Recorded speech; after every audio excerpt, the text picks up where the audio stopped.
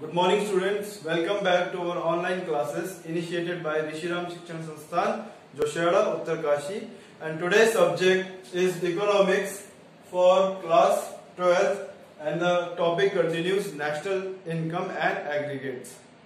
So in the previous video we have learnt about factor cost, market price, net indirect tax and subsidies. In today's video we are going to learn about domestic income and national income. So what is domestic income? So we can say a domestic income is the money value of all final goods and services produced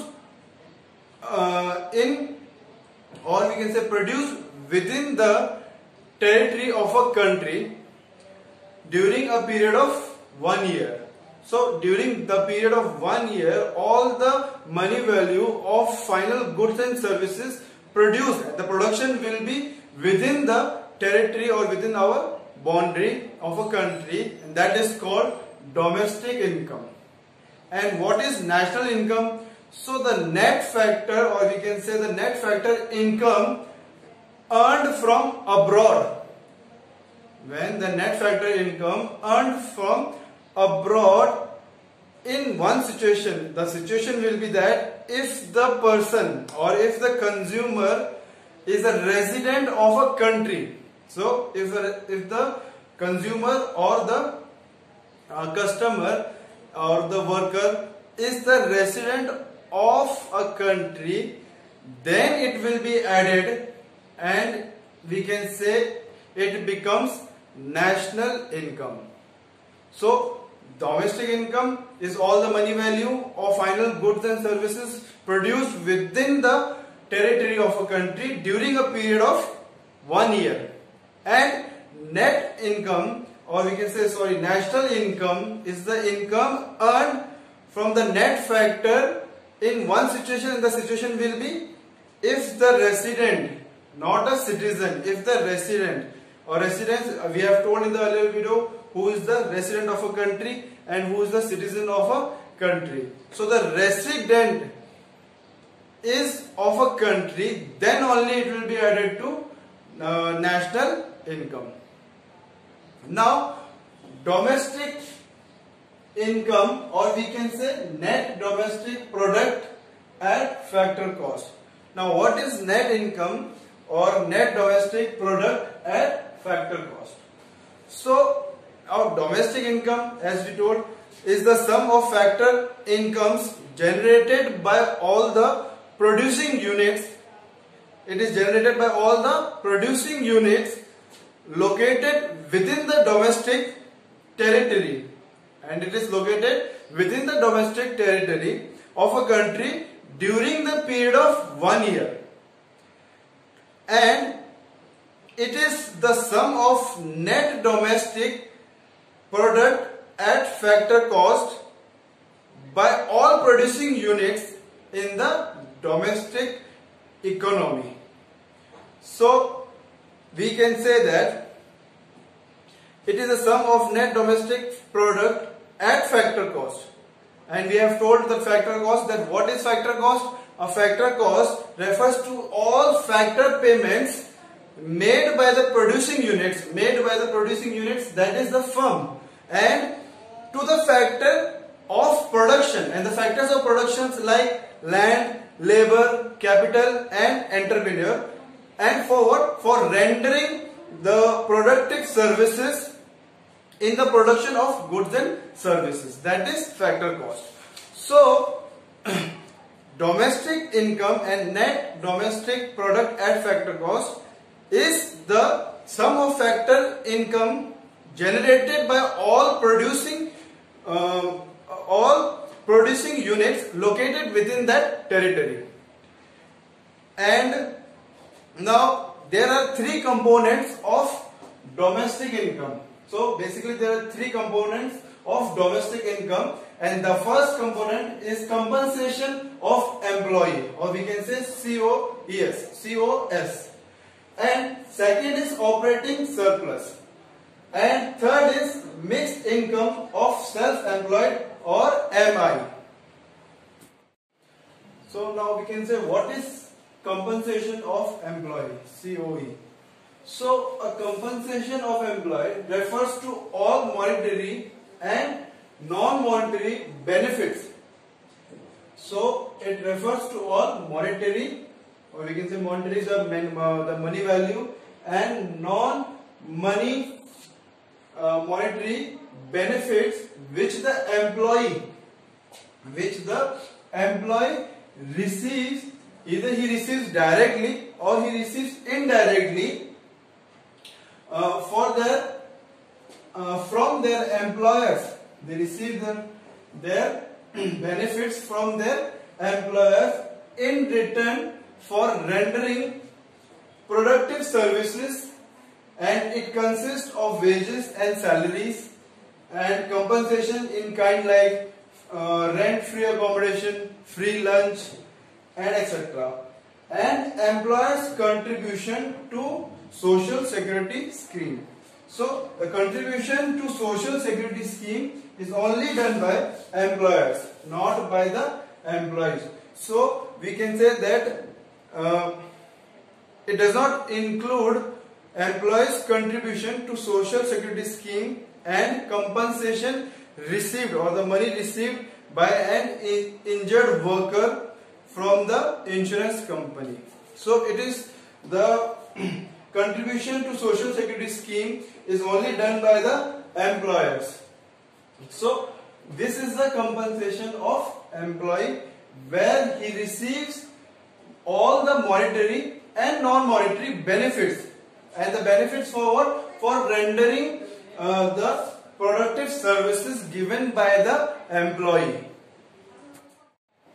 Now let us understand operating surplus or OS. Now what is operating surplus? It is income earned from property and entrepreneurship. So this is the income earned by property and entrepreneurship. So if we see the following chart, so the income is earned from two things, property and entrepreneurship. So the money earned from property and entrepreneurship. So from property we can say the income earned are rent that is obtained from land, interest from capital, and royalty from patents and copyrights. So these are the income earned from the property. And from entrepreneurship, what do we earn? We earn profits, and the profits are dividends, corporate tax, and corporate savings. So operating surplus is the income from property. The property are rent, interest, and loyalty, and from entrepreneurship. And from entrepreneurship, the profits, dividend, corporate tax, and corporate savings. So now rent. What is rent? So rent is a factor income generated from ownership of a land and the building. So either it is from the ownership of the land or from the buildings. So rental income includes rent of lent out properties. So the actual rent and rent of owner occupied properties, that is imputed rent. So that is the rent we earn from the property. Second is royalty, or we can say second is interest. So the interest is a factor income generated from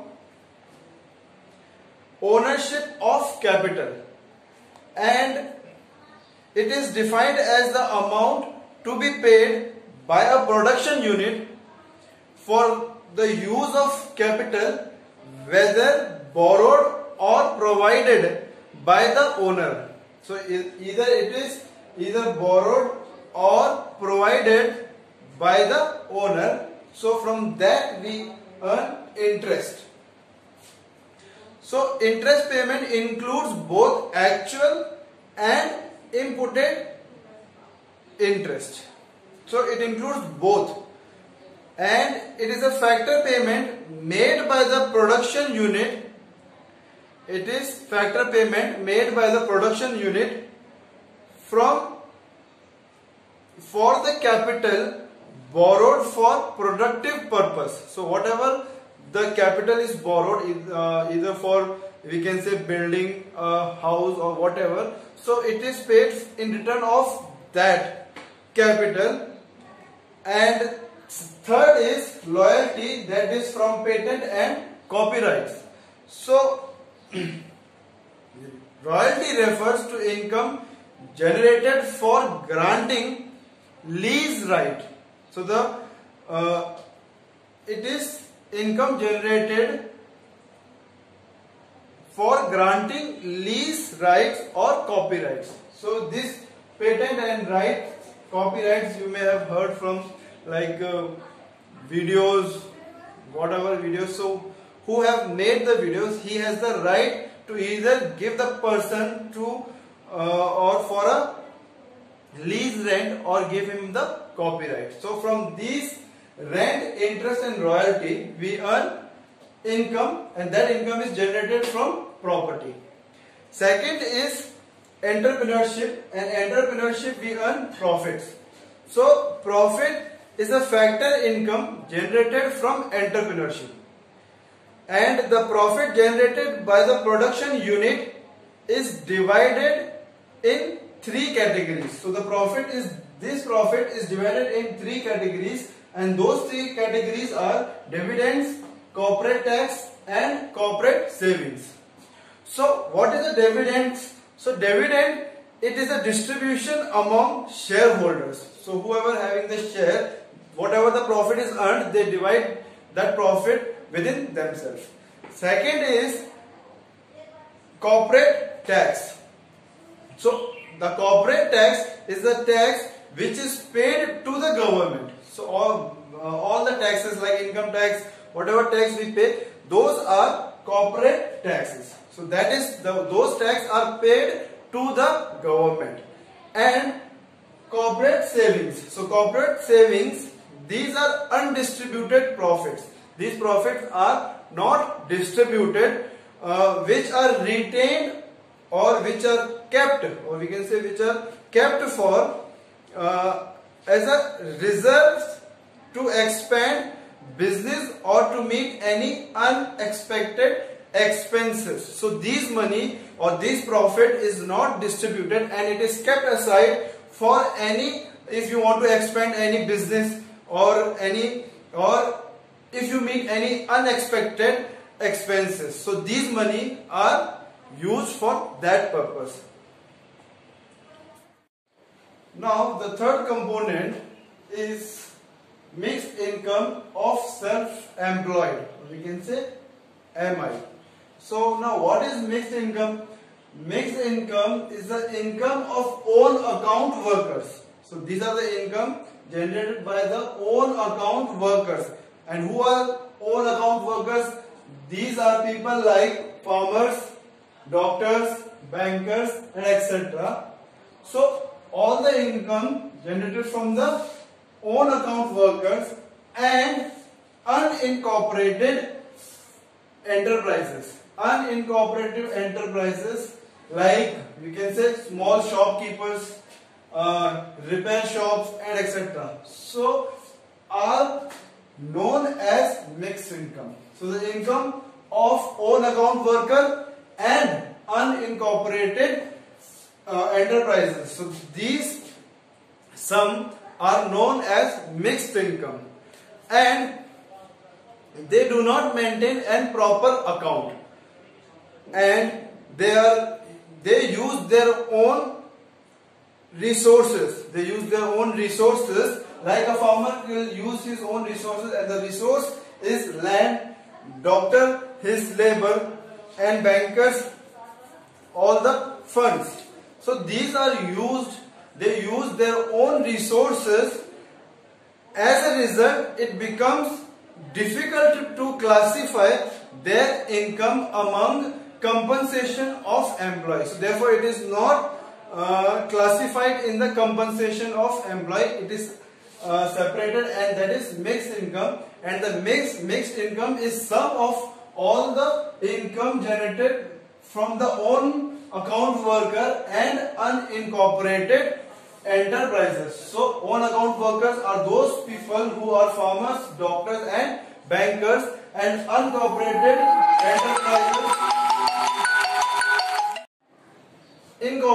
enterprises are those persons like small shopkeepers, repair shops, and these sum of these income are known as mixed income, and they do not maintain a proper account.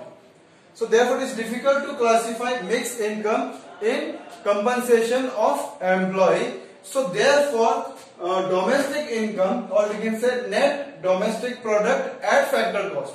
So either we can say domestic income or we can say NDP at FC is equal to compensation of employee plus operating surplus plus mixed income. So this all together make up domestic income or net domestic product at factor cost. Now we will learn, this was the domestic income and national. Now we will learn about national income or net national product at factor cost. So national income or net national product at factor cost.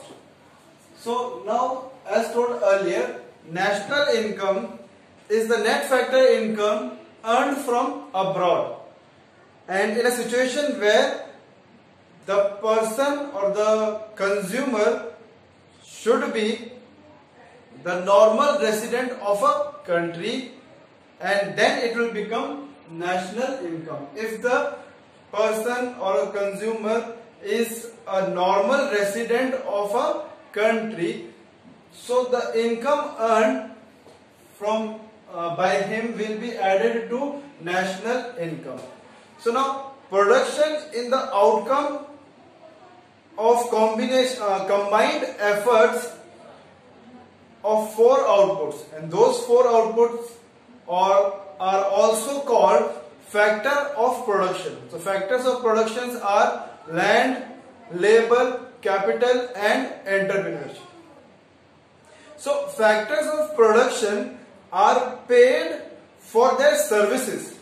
So these factors of productions are paid for their services out of value of output. So the value of output, these are paid services. Therefore income is generated in the production process. So whatever production process takes place, there is a generation of income. So income is first generated in the production process, and then it is distributed among factor inputs for their productive services. So first income is generated in production process, then then it is distributed among the input for their production services. Then income give rise to expenditure on goods and services. So then that income gives rise to expenditure on goods and services to satisfy wants of a consumer. So expenditure leads to further production. So as the things are used, so more of production will be done. So there are 3 phases in circular flow of national income, and those are production phase,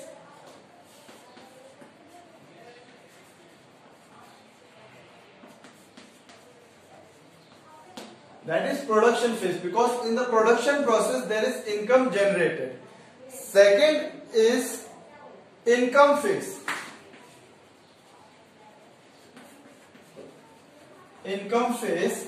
And third is expenditure phase.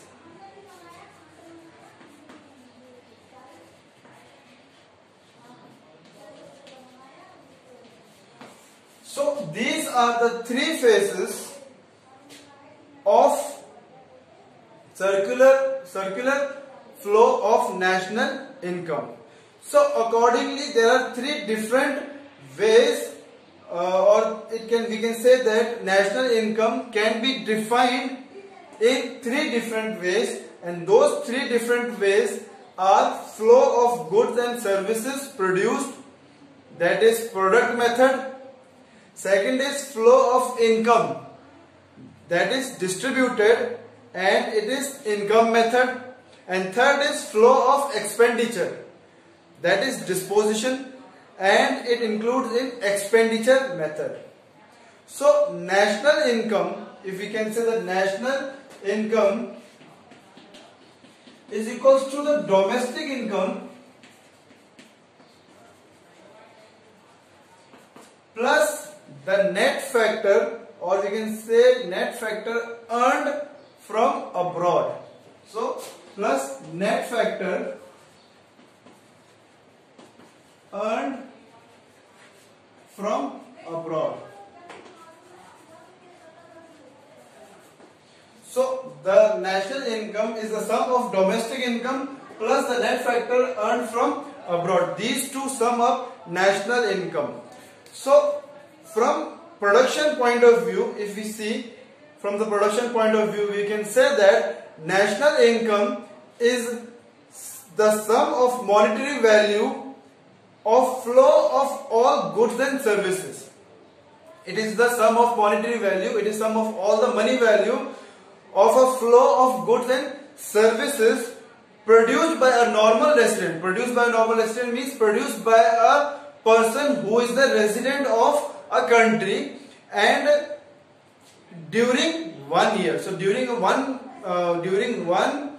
year period, the production, whatever is produced, and from that production the sum of money value, or we can say monetary value obtained from that final goods and services earned by the production units. So that is from the production point of view. Second is from the income point of view. The Central Statistical Organization has defined national income as the sum of factor incomes earned by normal residents of a country in the form of rent, wages, interest and profit in an accounting year. So all these rent, wages and interest earned from all these profit earned from in a 1 year period. So that is from the point of view of income. Third is from the expenditure point of view, or we can say disposition of national income. Simon Kuznets, an economist, defines that national product is the net output of commodities and services flowing during the year from the country's productive system into the hands of ultimate consumers, or into the net addition to the country's capital good. So that was the Simon Kuznets definition of national income in the point of view of expenditure. So now let us learn net factor income from abroad.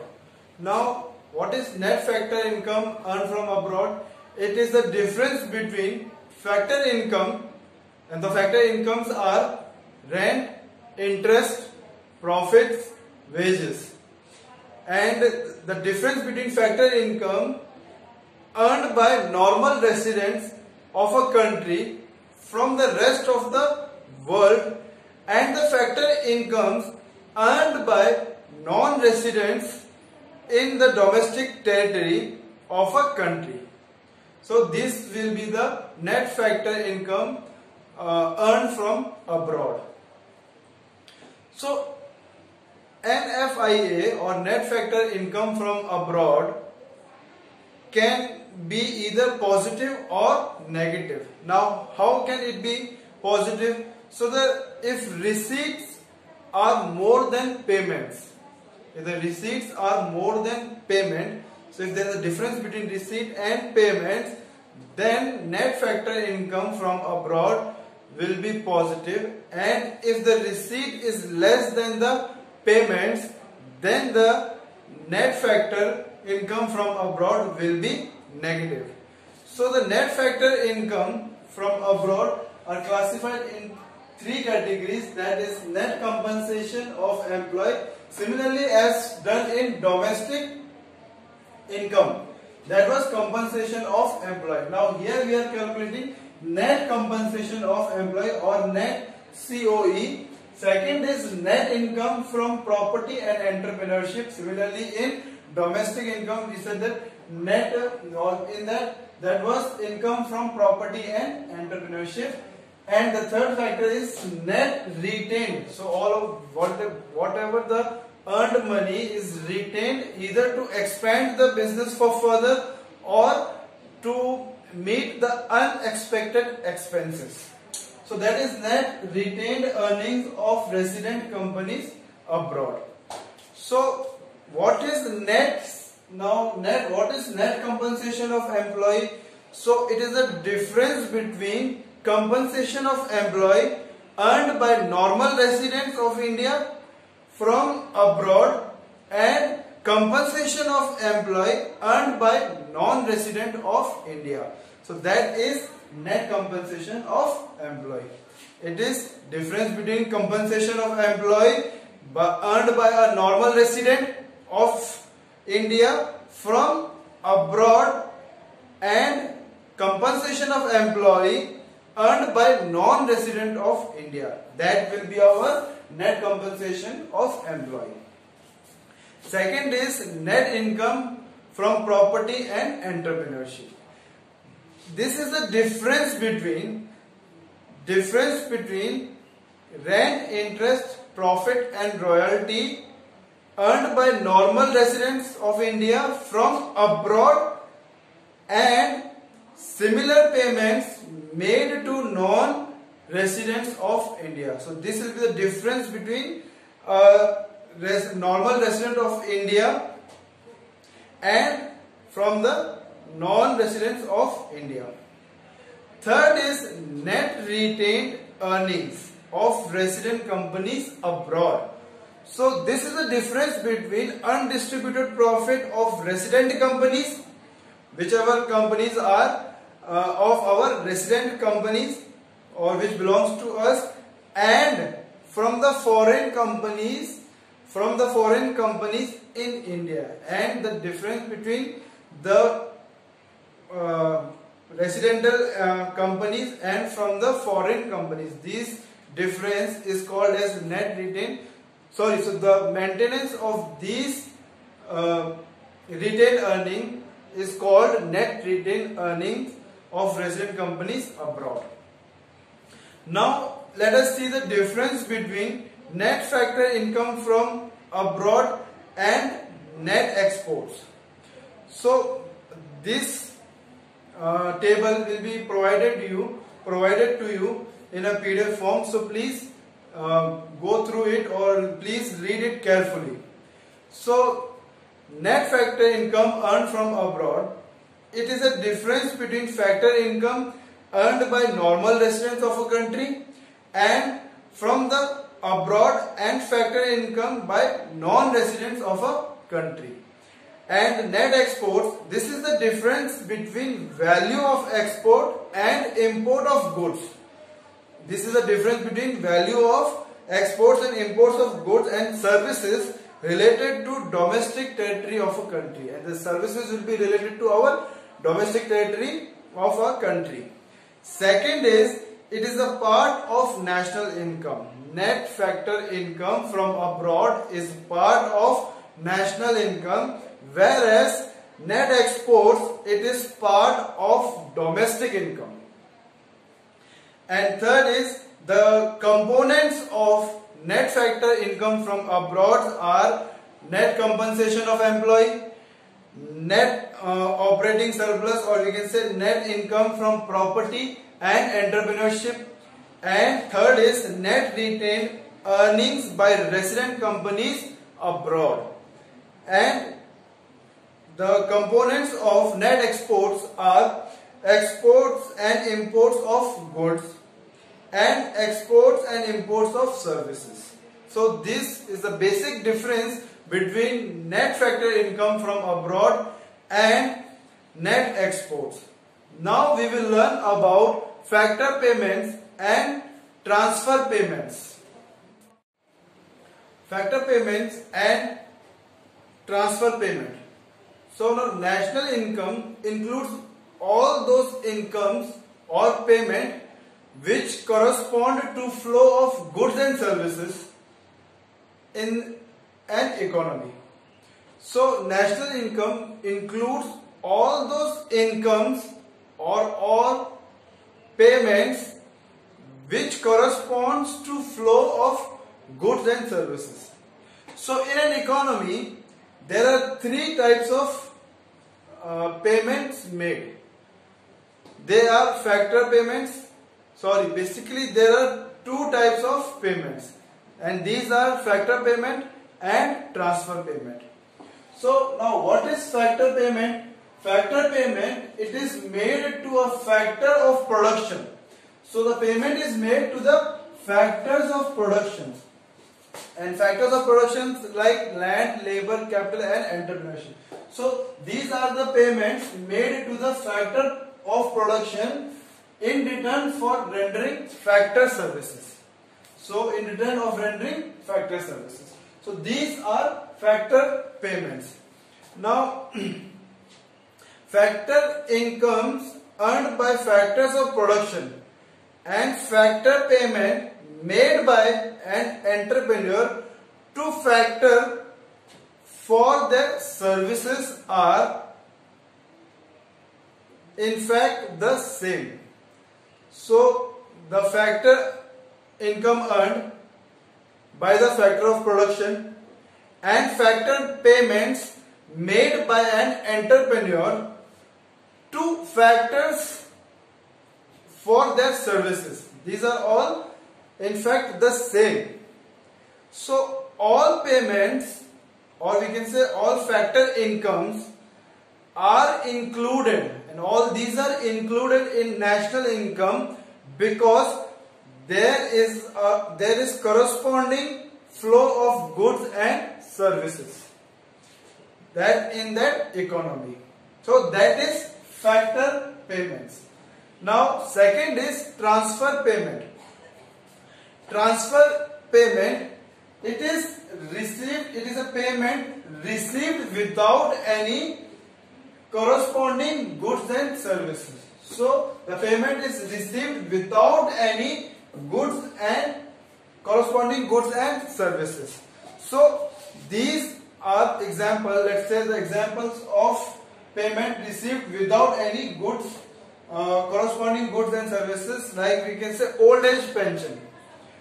So old age pension, scholarship to students, unemployment allowance, charity, etc. These are all examples of transfer payment, and these payments are received without any corresponding to goods and services. So these payments are received without making contribution to production. So there is no contribution to the productions of goods and services, and these transfer payments are made. Now they are not included in the national income. Transfer payment will not be included in the calculation of national income because there is no corresponding flow of goods and services. Because there is no corresponding flow of goods and services, therefore transfer payment will not be included in, or we can say will not be used for calculating national income. Transfer payment can be current or capital. So there we can say transfer payments are of two types, that is of current or capital. Current transfer are for consumption purpose.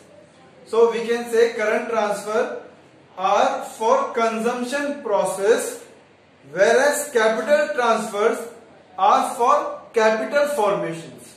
So whatever the capital is used, whatever for whichever purposes the transfer for, it will be for that capital formation.